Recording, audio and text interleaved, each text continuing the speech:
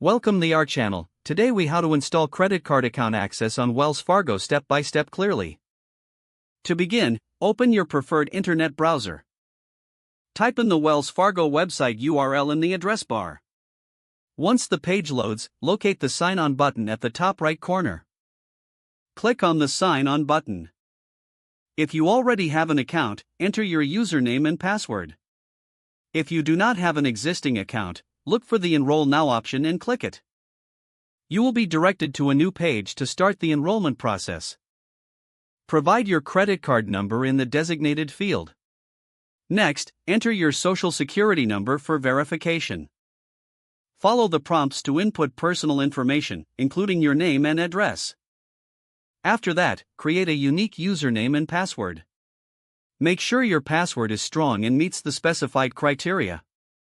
Once you have entered all required information, review it for accuracy. Click the Continue button to proceed with the enrollment. You may receive a verification email or text message. Check your inbox or messages.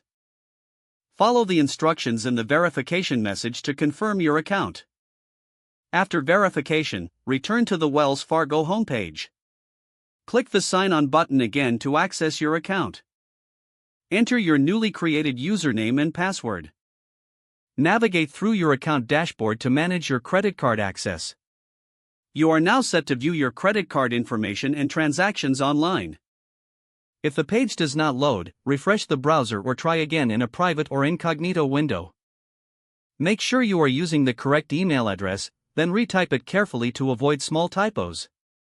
If your password is not accepted, use the Reset option and create a new strong password you can remember. Check your spam folder for verification or security emails, then complete any requested confirmation steps.